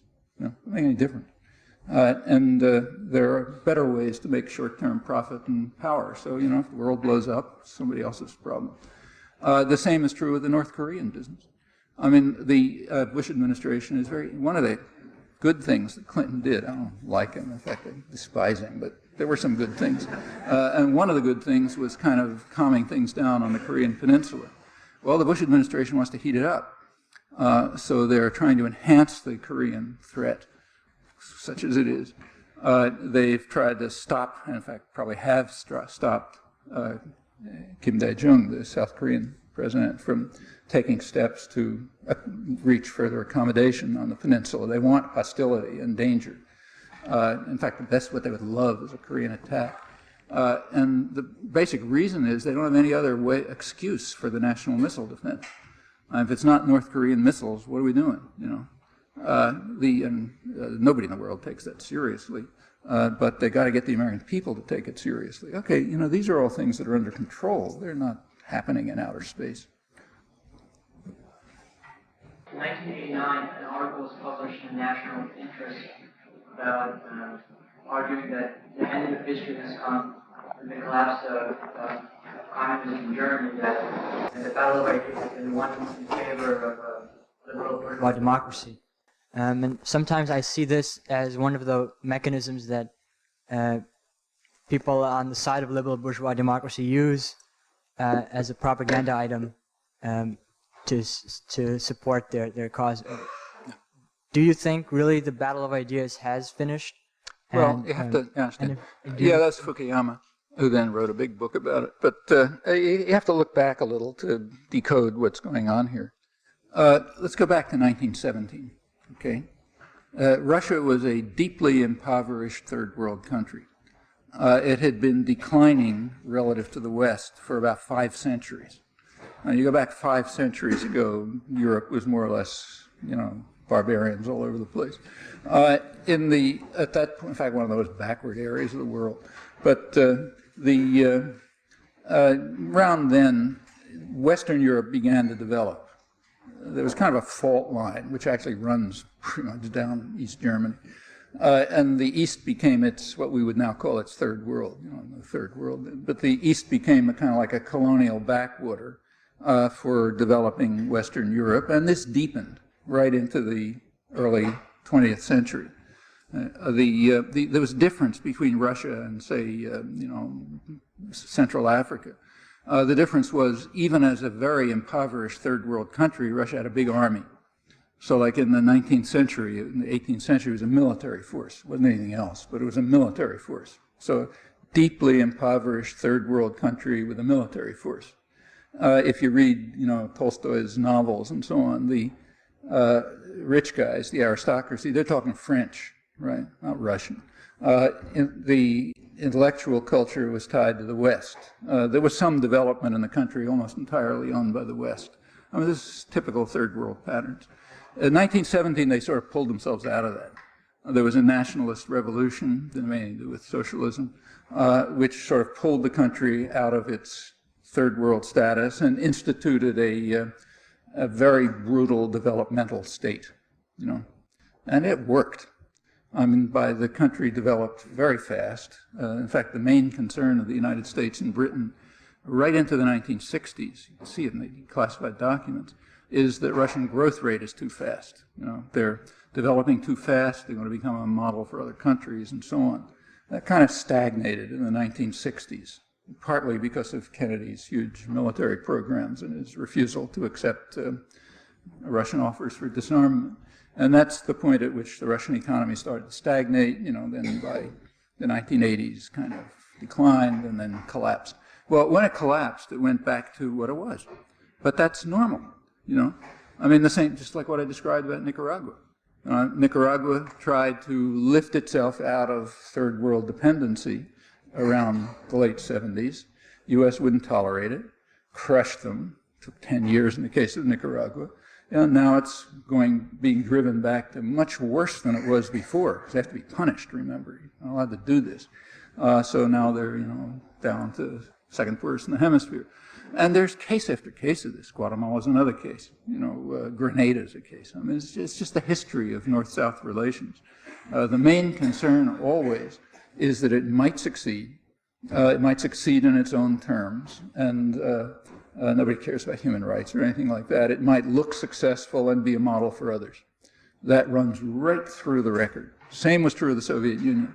At the time of the Russian Revolution, there was deep concern, not because Russia was going to conquer anybody, I mean, barely could survive, but because they would succeed. So Woodrow Wilson and his Secretary of State Lansing, you read their discussions, they were concerned that returning Negro soldiers would be inspired by the fact that a revolution took place and would begin to, ask for things for themselves. Negro laundresses were asking for higher wages. Wilson was afraid. Mine workers in Wales were pressing for organization and higher wages. Lloyd George was terribly upset about that. And they were really afraid of successful development. Now, what developed has nothing to do with socialism. I mean, Lenin himself was opposed to socialism. He was in favor of it in some abstract sense, but not for Russia. He's a Marxist, after all, an Orthodox Marxist. If you know the religion, a revolution has to take place in the most advanced industrial country because of the iron laws of history and the social relations of production and all this stuff. He was looking for a revolution in Germany, most advanced industrial country. When he took over Russia, they were carrying out a holding action, waiting for the revolution in Germany. Well, there was a revolution in Germany. 1919 was crushed. At that point, they were stuck with this third world country on their hands. So they moved right away to a state capitalist economy. It's called the New Economic Policy, straight state capitalist, tough, kind of like what Park instituted in Korea, a tough developmental state, basically totalitarian, drive the population to forced industrialization and development. Connection to socialism is zero. I mean, in fact, about the first thing that Lenin and Trotsky did when they took power after the Bolshevik revolution or coup or whatever you want to call it, first thing they did was dismantle the socialist institutions. They got rid of the factory councils and the Soviets. They got rid of the Constituent Assembly because it was mostly based on peasant revolutionary parties. And they simply instituted domination by a vanguard party and a maximal leader. It's got nothing to do with socialism. In fact, they were very sharply attacked by the mainstream Marxists, who are now marginalized because they lost. So you lose, you disappear from history. But the mainstream Marxist intellectuals were very sharply condemning this. They were considered left, Lenin condemned them as ultra-leftists because they were insisting on socialist principles, but he wasn't. Then comes the following interesting development. There are two major propaganda systems in the world in the 20th century. One is the Anglo-American system, which is just overwhelming. Nobody even came close. That's the dominant propaganda system. Then there was a second, much smaller propaganda system, the Russian system, much weaker, much less credible, much smaller. They disagreed on an awful lot of things, but there's one thing they agreed on, that Russia was socialist. And they agreed for opposite reasons. The Russian propaganda system wanted to pretend this in obvious violation of the facts, to try to get whatever, because of the moral appeal of socialism, which was enormous. So if they could associate themselves somehow with it, and decolonization and so on, they get some points for it. The Anglo-American system wanted to do it in order to defame socialism.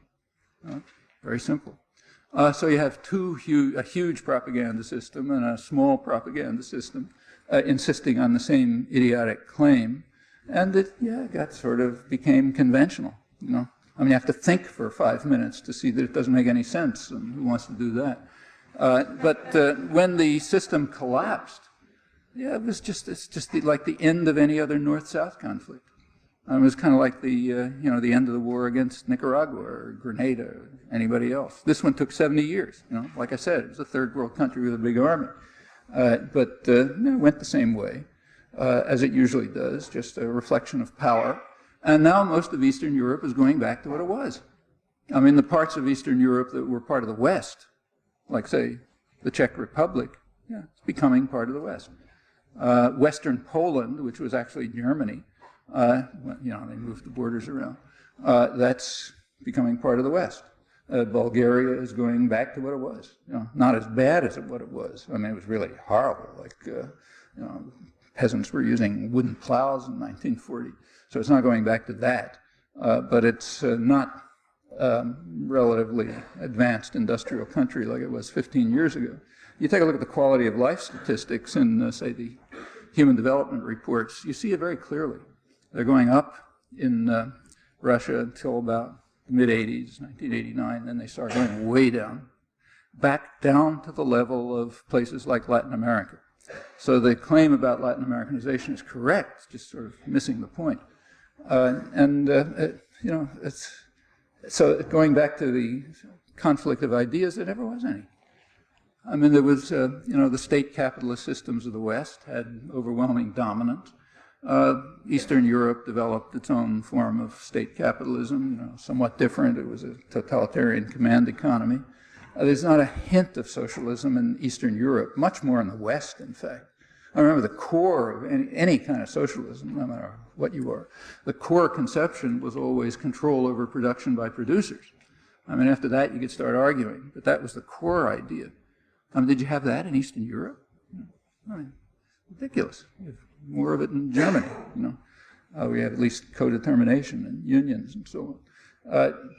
So this is just total nonsense. Yeah, of course it was very fashionable nonsense because it enabled whoever the questioner was to, it enabled the conclusion that has been drawn. Gee, aren't we wonderful? We won the great battle of the 20th century, and now we march on to this, that, and the other thing. I mean, there were effects at the end of the Cold War. One effect was there was no longer any deterrent. So the U.S. is now able to use force without concern for any counterreaction. And that's one of the reasons why the Third World is so frightened. Another consequence of the end of the Cold War is that it eliminated the space for non-alignment. As long as you had two gangsters running the world, a big gangster and a little gangster, there was some way to play off one against the other. If the little gangster is knocked off, you're only left with the big gangster. You don't have that space anymore. And it's visible. So, for example, take, say, foreign aid. It was always very slight. Since 1990, it's disappeared. I mean, most countries it's declined. In the United States, it went to literally zero. And the United States has the lowest foreign aid per capita level relative economy in the industrial world. And even that's a fraud because almost all of it's going to a rich country, namely Israel. Take that away, and there's almost nothing. And Egypt, because it's part of the Israel-Egypt system. Take that away, and there's essentially nothing. Well, why bother giving those guys even pennies, if we don't have to buy them off? I mean, all of this tells you quite a lot about the prevailing values. Just think about it. You can deduce something about the real values that Fukuyama's concealing. But it's much prettier to have that story. One thing you might conclude from reading the New York Times for the last few months is that there are major differences between a Bush administration and the previous Democratic administration, and that it's really we're in for a really difficult time with this. We're in for a very difficult time with this new horrible Bush administration.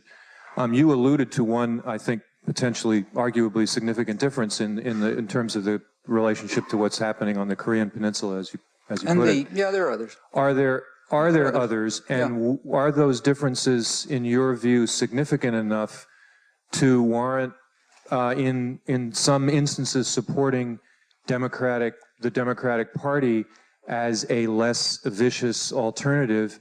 And if not, if that's maybe a trap that we need to be careful to avoid falling into, how do you view the alternative as it was put forward in the recent election by Ralph Nader, that we need to go outside the duopoly, as he put it, and build an alternative progressive movement?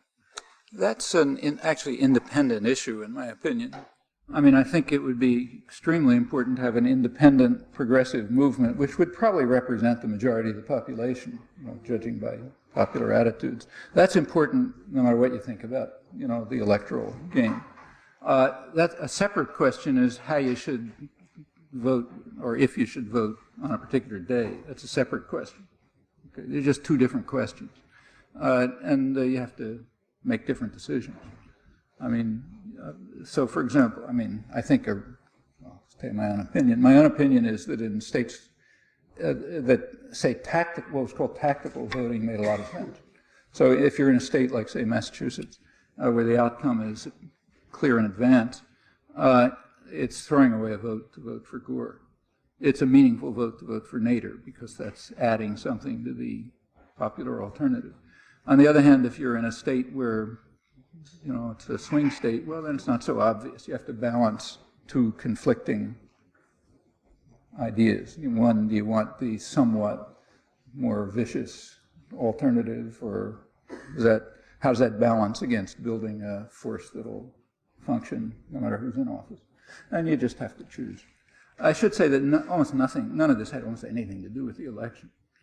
You know, if you take a look at the election, it was basically a coin toss, meaning that whatever the numbers were, they're well within the range of statistical error.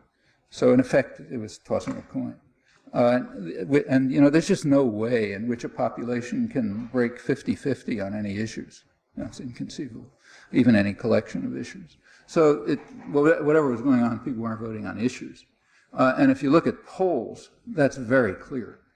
There are intensive polls in the United States all the time. In fact, there's a project over at Harvard called the Vanishing Voter Project that monitors attitudes on elections very closely. You take a look at their studies and everything else. It turns out that about 75% of the population didn't think that an election took place at all. Literally. They simply thought there's no election. There's just some game going on between rich guys and party bosses and the public relations industry, which is crafting candidates. You can't believe a word they say if you can understand it. And there's just some game those guys are playing. We don't have anything to do with it. All right, that's 75% of the population. Of the part of the population that bothered to vote, when they were asked about issues, most couldn't figure out where the candidates stood on issues, and this is not stupidity. I mean, I didn't watch the debates, but I know people who did, including my wife, and you know, they couldn't figure out where they stood on most issues. In fact, it turns out that if you trace what people understood about issues, it declined through 2000, because as these guys talked more, talk means read what they were programmed to say by their handlers. None of them think. That's never allowed. You read what you're programmed to say by your handlers. That's what the PR industry is for. And what they were programmed to do was to look like nice guys, you know, and to fudge the issues. If there were issues that people really cared about, like, say, capital mobility, but the business community didn't like it, they're just off the agenda altogether, you know, period. The only issues that can even arise are things that the business world accepts. You know, then you can sort of talk about it. So, like, the business world doesn't care very much about choice, let's say. I mean, their wives and daughters are going to get abortions if they want it, no matter what. You know, even if you get the death penalty for it, they'll get them anyway. So they don't care. That's something for poor people. And how it's decided is not important, so you can have a big fuss about that. And a lot of other things that are called social issues. You know, I don't care about that. But when it gets to gut issues, you just can't talk about them because the business world is opposed to the population, so they're off the agenda. On the other hand, in the small range of issues where people could figure out where the candidates stood, and there weren't many, they were, I think it was about 2-to-1 pro-Gore. You know, and those very same people, if you look at them, didn't vote Democratic. Bush got, the major electoral base for Bush was white working class, mostly men, but also women. And those are people who mostly opposed him on issues. Well, why? Is that irrational? No, it's not irrational. I mean, if you think there's no election going on, it's the game among the rich folk, and you bother to vote for some reason, you might as well do what the television set is telling you to do. Vote for qualities, not issues. You know, like, is this the kind of guy you'd like to meet in a bar, say? Is this the kind of guy you hated in 4th grade? You know, that kind of stuff. That's what the PR industry was crafting the whole thing about. They're called qualities, you know. And yeah, population understood. So they either didn't bother or they played the game. I mean, it's, you know, there was, the Nader effect was very marginal. And in fact, if you look at the outcome, kind of unpleasant. Now, you take a look at where Nader's highest vote was. I don't know if you bothered looking. It was in, I think it was in Montana and Alaska. There he got really high numbers. Who are the guys voting for him in Montana and Alaska?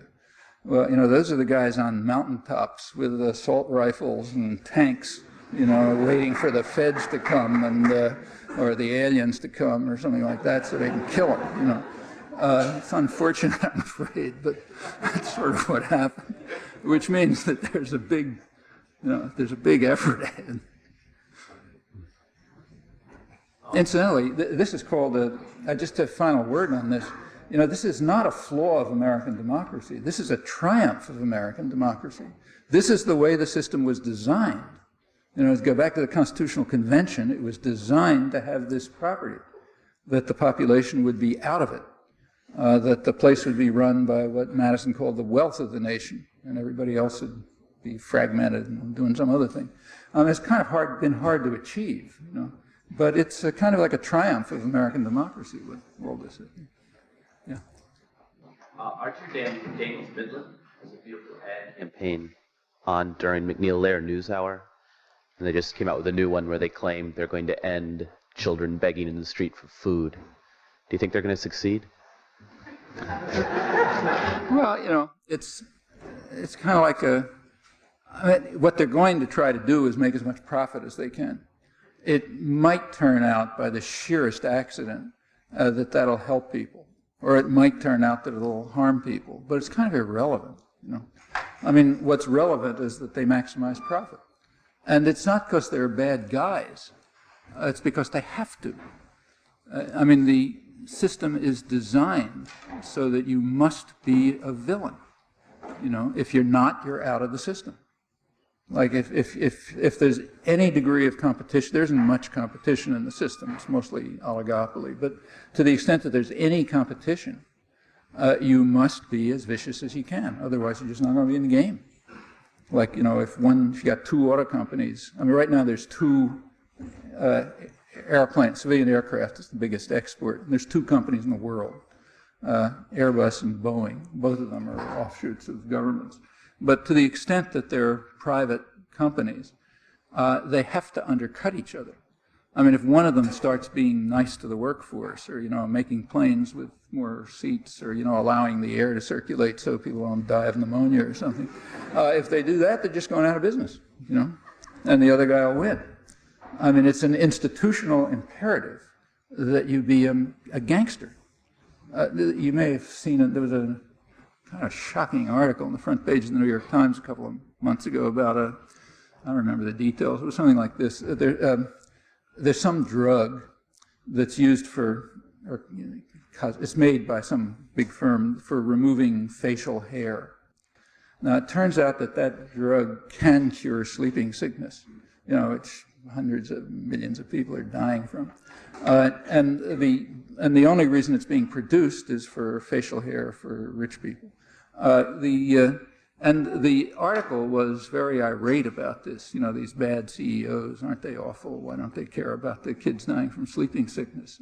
It's true that it's criminal, but it's not the criminality of the CEOs. I mean, they are behaving exactly as they must behave. They don't behave that way, they're not CEOs anymore.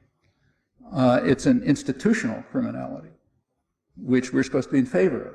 You know, so you're taught in schools and colleges that this is the best thing, to have institutional structures which turn you into a murderous criminal. You gotta, you know, that's one of these things you have to recognize. It's not that the people doing it are bad guys. So Archer Daniel Midlands, yeah, of course they're going to act in a criminal fashion, but if they don't, they're just no longer in business. That's, the system is designed so that they act that way. There's a line around which you read in economics books where you quote Adam Smith as saying there's an invisible hand, which means if everybody pursues his own interest, it somehow turns out wonderful. I would advise you someday to look at what Adam Smith actually said. You know, you'd be interested. The phrase invisible hand appears once in Wealth of Nations, and it appears in a critique of capital mobility. That's somehow missing in the textbooks. He's talking about the fact that, he says, well, what about the possibility that you know, people with capital will invest somewhere else, some other country, and harm their own communities?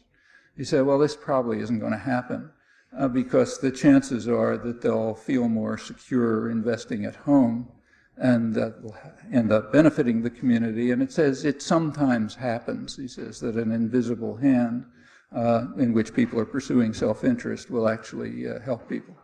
But that's part of his critique of capital mobility, you know. Somehow that disappeared in the textbooks. I don't know why. But you check back in It's around page 400 or so of book 1 of Wealth of Nations. You'll take a look at the index. It's easy to find because it only occurs once. So it takes some real effort to misconstrue it in the way it's misconstrued. It's not the only case. Hi, Professor. I have a question about, I was reading recently the budget of Australia, the 2001 budget, and there's about $1 billion earmarked for aid to East Timor, which I thought was a very positive thing going on in the first world. Now, I'm not very knowledgeable of what else Australia is doing abroad, but I was wondering if you had any other observations about, I guess, progress in that vein in the first world. I was in Australia a couple of years, 3 or 4 years ago. I was invited by the East Timor Refugees Association, mainly to give talks denouncing the government of Australia, which I did as loudly and clearly as I could. It's published if you want to read it. There's a book. But Australia, it's easier than here. It's a much more open society. So, it's possible to give a talk at the National Press Club in Canberra, which is broadcast over national television a couple of times, in which you stand up and denounce the government of Australia as a gang of criminals, and that kind of thing. Or, give talks in the town halls in Sydney and Melbourne, overflowing audiences, with Timorese refugees talking and doing the same thing. And there was a reason for that. Australia had a horrible record in connection with East Timor. Australia was the only Western, remember where it is. East Timor is right off Australia, right? Australia was the only country that gave de jure recognition to the Indonesian conquest. Part of the reason was that there was oil in the gap between East Timor and Australia. The Timor Gap has a lot of oil. And the population in Australia was infuriated about this. And one of the results was that a ton of stuff was getting leaked from secret documents. I know people in the Foreign Service who I literally had to protect. They were leaking documents, and the Australian government came after me and, demanded I give back the documents. I had to pretend I never heard of them, things like that. And there were all kind of stuff going on. But anyway, we know an awful lot about Australia because everything was getting leaked because the population was infuriated. There's a reason for that too, which I'll get to. But the record was vicious. And part of the leaking was that in the build-up to the Indonesian invasion, which of course Australia knew about, meaning the US knew about it, the Australian ambassador said that Australia would do better making a deal with Indonesia for the oil of the Timor Gap than with an independent East Timor. So therefore they will support the invasion and then the massacre and the genocide and everything else. So that was going on right through that time. Well, up till 1998, at that point it just burst the floodgates. What was going on in East Timor in 1998 and 1999 was very hard to conceal in Australia. For one thing, because Australian intelligence has the place totally covered, and US intelligence even more so. One of the big observation centers for the NSA is in Pine Bluffs, Australia, for the whole region. They know they know if anybody's buying a Coke in East Timor, they know about it. And what was going on at that time was that the Clinton administration was illegally, in violation of congressional directives, arming and training Indonesian military officers, including Kopassus, which is the Special Forces Commandos. They're modeled on the Green Berets. Have a long record of horrendous atrocities. They were being trained in late 1998. They were sent into East Timor. They were going to carry out an operation called Operation Clean Sweep, which is going to intimidate the population enough so that they're going to vote for incorporation in Indonesia. This started in early '99. Every newsroom in the United States knew about it. They had to, All you had to do was read the international wire services, which they do. It was all over the Australian press. US intelligence certainly knew about it. It's just impossible not to. And the population in Australia knew about it. It was all over the press. Big atrocities going on, Australians going up and back. There was an explosion in Australia. The Australian government had to reverse course. It had to withdraw the recognition. It started heavy pressure on the United States to stop supporting the atrocities. It didn't work. The United States, Clinton kept supporting them right through the end. Finally, in mid-September, it got to the point where there was going to be an international blow-up over it, and the Clinton administration shifted and told the Indonesians to get out. 24 hours later, they got out. It tells you, just tells you what the latent power was for 25 years. But it's another one of those things you're not supposed to notice. Timor. It was Portuguese, half Portuguese, half Dutch. Australia invaded, okay, to try to control, prevent an ultimate Japanese invasion. Now, if Australia hadn't invaded it, the Japanese would have probably left it alone. They left the other Portuguese colonies alone. But once Australia invaded, the Japanese counter-invaded. And they just carried out a slaughter. Now, the Australians were very quickly driven out, but they left a couple hundred commandos there. And the commandos were supposed to try to disrupt the Japanese forces enough so that they wouldn't invade Northern Australia, Darwin. And they succeeded. There was a lot of disruption. The reason they succeeded is they were protected by the Timorese. The Timorese lost about 60,000 people, protecting a couple 100,000 Australians. And that saved Australia from being invaded by Japan. Well, that's not in the history books, but it's in everybody's memory. It's the kind of memory that seeps into the popular culture, and it led to enormous, real fury about the Australian government policies. So the place was really seething over this. And finally, Australia did turn around. And that's the background for what you read.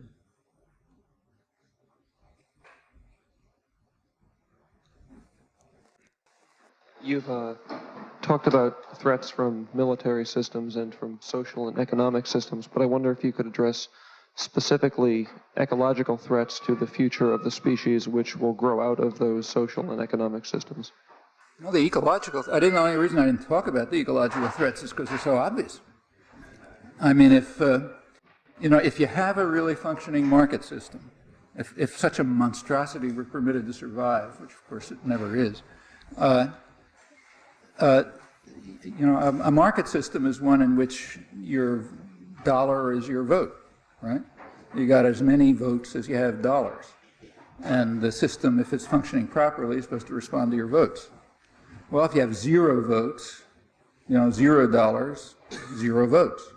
Unborn generations have $0, okay?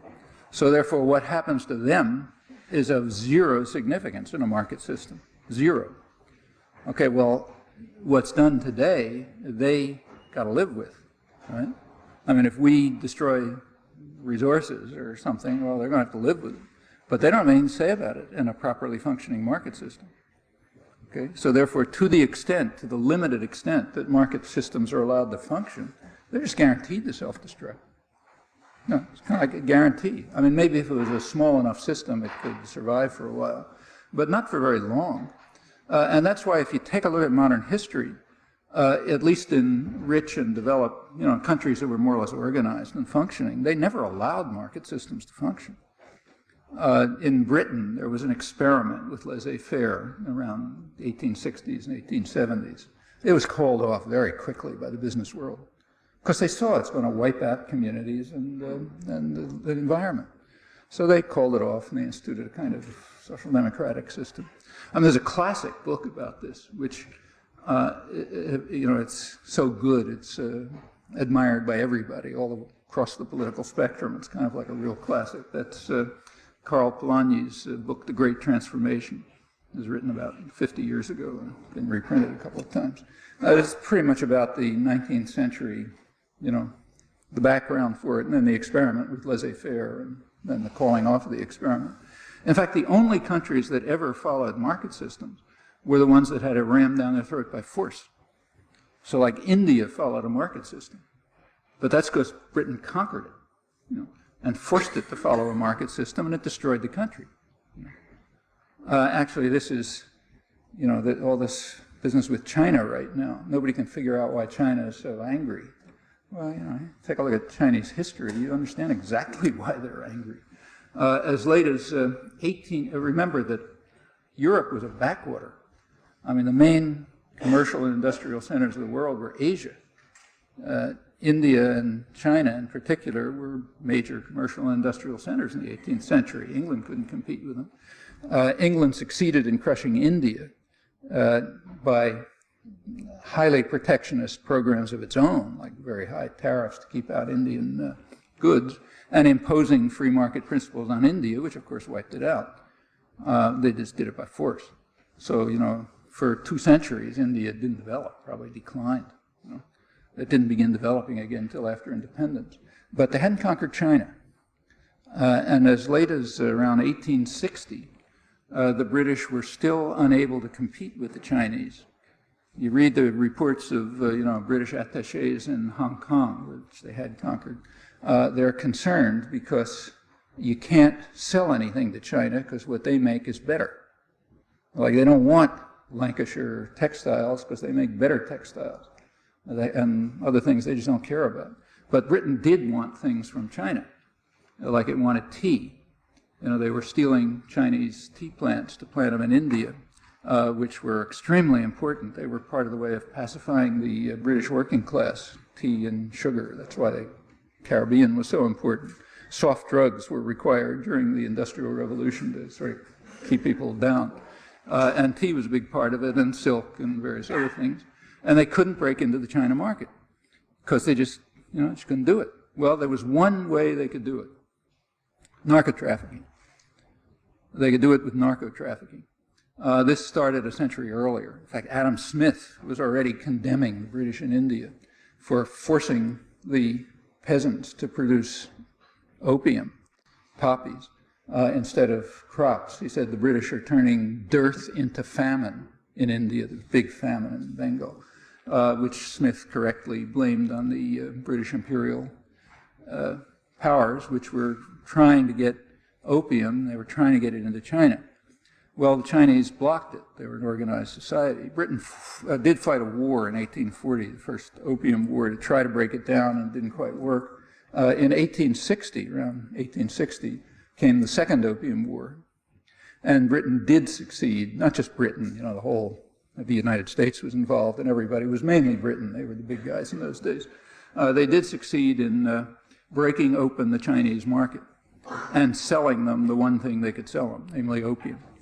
Okay, a large part of the conquest of India was for the same purpose. They wanted to conquer India so they could get a monopoly of opium production. Opium was produced in Turkey and all sorts of places, but they wanted a monopoly. And a good part of the conquest of India around that time, in the 50s and the 60s, was to gain a monopoly of the opium traffic, which they could then force into China. And of course, you can sell opium, and that was a good that the Chinese were essentially compelled to accept. And it ended up with a kind of a market system, except that the British had a near monopoly on the marketing. And it ended up destroying China. Then the other imperial countries came in and took their pieces and so on and so forth. China didn't forget this. We may want to forget it, but they didn't. And it was no small thing. The British Empire depended very heavily on narco-trafficking. The profits from drugs, first of all, they funded the British Navy. They covered all the costs of the British Navy, which was the basis for the empire. They funded all the costs of the administration of India, which is a big thing. And they also financed the purchase of cotton from the United States, which was, cotton was kind of like oil in those days. It's the main commodity in world trade. And they had to get it from the United States, which was first produced by slaves, later by so-called semi-slaves. And this financed it. It was the core of the British imperial system. This is during the so-called free trade period. Okay, so this huge narco-trafficking enterprise with China at the center of it was what kept the whole imperial system going for Britain. And that was the global system. Everybody else had empires, but small ones by comparison. These are no small things. So they ended up having a market and getting destroyed. Okay. Meanwhile, every industrial country, including the United States, violated market principles radically. And still does to this day. The third world is what was called an ocean of liberalism by economic historians. And it's good reason, part of the reason why it became the third world. You know? And you can see the same processes at work right now, to the limited extent that these systems are allowed to function. But getting back to the ecological thing where we started, I mean, there it's just transparent. I mean, if a market system really functions, it's going to wipe out the environment.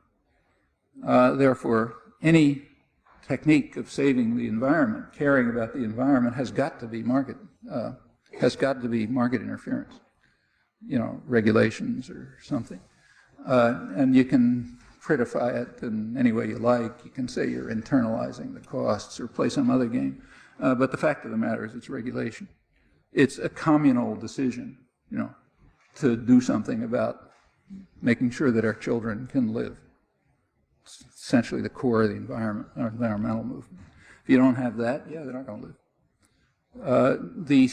There are differences, I don't think they're overwhelming, between the Clinton and the Bush business communities. And yeah, the Bush guys are less concerned about whether anybody lives in the next generation. And you can see that in, you know, decision after decision.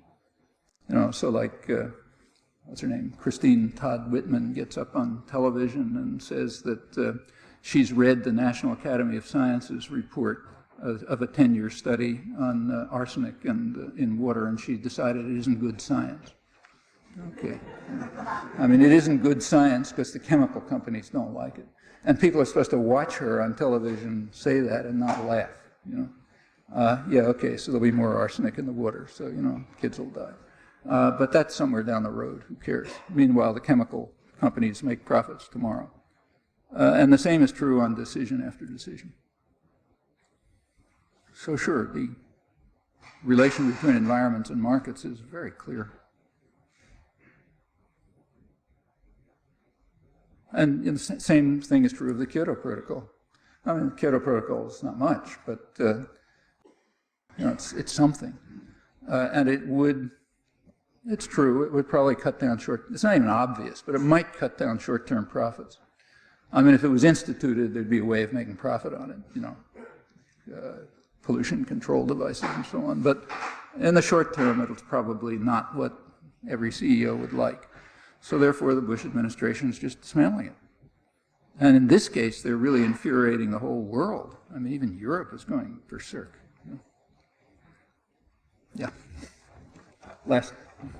You've always been critical of the system of capitalism, yet you provide a few solutions.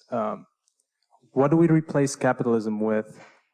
What's your solution, and what do you have to say to the people of Eastern Europe when they look at capitalism as savior? As sacred. Yeah. They've had it all throughout their whole history. There's never a period when they didn't have it. They had one form of, I mean, I gave a long story about that. They're under the illusion that what they had was socialism because they choose to believe propaganda. One of the interesting things about the Eastern Europe system is that it really destroyed people's minds. I mean, they actually believed the propaganda that was coming from the West. Throughout the whole Cold War, the Russians, especially the Russian intellectuals, were very pro-American. They loved the United States.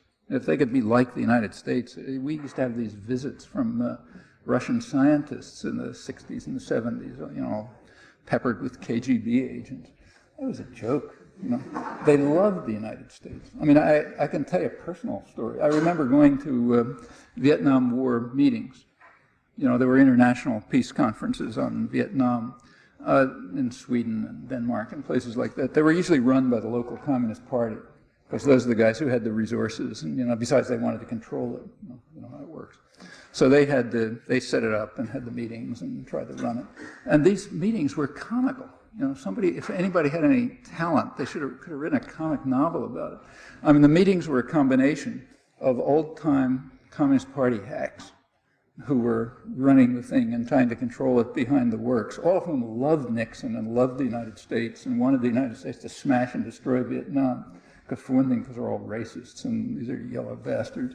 And then on the other hand, you had these Quaker ladies from the United States trying to pass statements condemning the Vietnam War. And in the background, in the back rooms, you know, they're kind of like arguing how you formulate the thing. It went on all the time. Yeah, so the Eastern Europe was under the illusion that the West is something like what you see on Dallas. Okay. Well, now they're learning what the West is like. You know, they're living it, and it's a total disaster, of course, for the poor. They know it. But they still have the illusion in their heads. And don't forget, the rich people are benefiting. So rich, educated people in Eastern Europe are benefiting from the return to the third world. You go to the poorest third world country there is, you know, Central Africa. There's a class of wealthy, educated people who, you know, read all the latest journals from Paris and talk all kind of postmodern nonsense and live in fancy apartment houses and are very wealthy, wealthier than any of us are. And they just don't look at what's happening out the window. Yeah, that's what Eastern Europe's becoming like. So for them, they probably see just what Anthony Lewis sees. You know, the greatest economic boom in the history of the world. And, yeah, they're participating in it. They're well off, you know, driving, you know, I think there are more Mercedes sold per capita in Moscow than any other city in the world. Yeah, it's fine. That's kind of capitalism. On the other hand, what the alternative is, well, you know, it's very old-fashioned. I mean, what working people and ordinary people have been struggling for forever. Workers' control of production. Workers owning their own factories, communities controlling what goes on inside them, you know, voluntary associations, federal arrangements. It's the whole history of popular struggle for centuries. Yeah, it's an alternative. I mean, tyranny, controlled by tyrannical institutions is not the only possible way human society can be run. It's a good way for the guys on top of the tyrannical institutions, but no reason why anyone else should accept it. There's no shortage of alternatives.